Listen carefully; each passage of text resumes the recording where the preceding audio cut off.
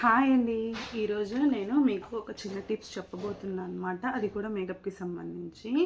అదేంటంటే చాలామందికి అంటే ఇప్పుడు ఆల్మోస్ట్ అందరికీ ఐడియా ఉంటుంది. కాకపోతే కొంతమందికి తెలిసి ఉండకపోవచ్చు కదా. అసలు మన షేడ్ని, మన ఫౌండేషన్ షేడ్ని మనం ఎలా కరెక్ట్గా తీసుకోవాలి, లేదా ఒకవేళ మన దగ్గర ఏదైనా మనకంటే ఇలాగా నాకంటే ఇలా లైట్ షేడ్ ఉన్నా, నాకంటే ఇలా డార్క్ షేడ్ ఉన్నా దీన్ని ఎలా కలుపుకోవాలి, మన షేడ్కి వచ్చేలాగా ఎలా దాన్ని మిక్స్ చేసుకోవాలి అనేది చూపిస్తాను.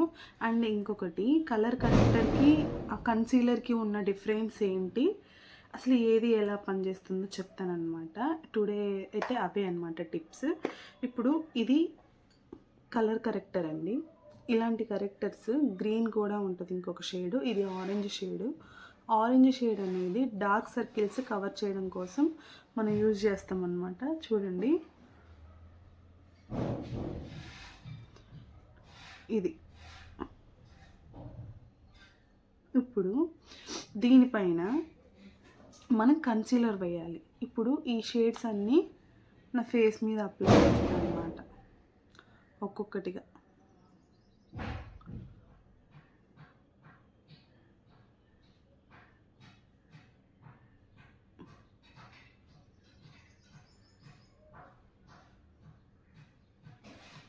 ఇప్పుడు ఇది ఫౌండేషన్ అనుకుందాం, ఇవి కన్సీలర్. ఇది కన్సీలర్ అండి. ఇవే షేడ్స్ ఫౌండేషన్ అనుకుందాం. నా స్కిన్లో బాగా సెట్ అయింది ఏం చెప్పండి?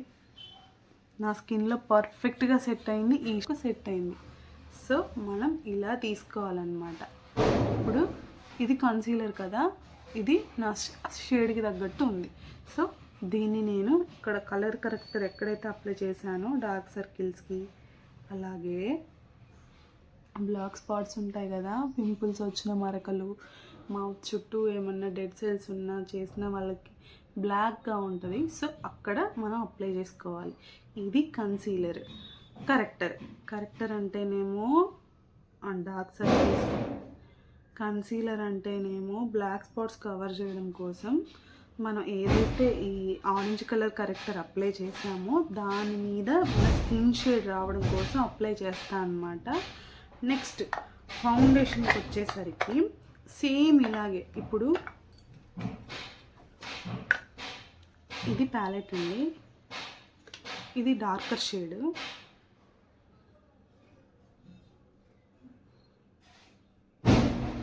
ఇది డార్కర్ షేడ్ అండి నాది.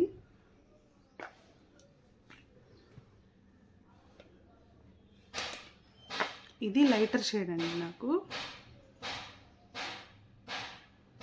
చూడండి, ఇది డార్కర్ షేడ్, ఇది లైటర్ షేడ్, ఇది డార్కర్ షేడ్.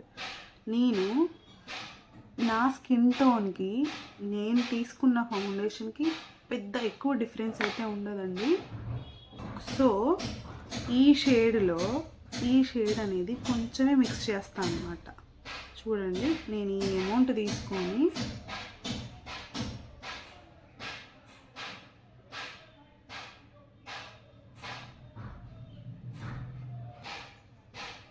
ఇది నా షేడ్. ఇలాగా ఈ డార్కర్ షేడ్ని లైటర్ షేడ్ కొంతమందికి తెలియక తీసేసుకుంటారు కదా, ఇలాగా మిక్స్ చేసుకోవాలన్నమాట.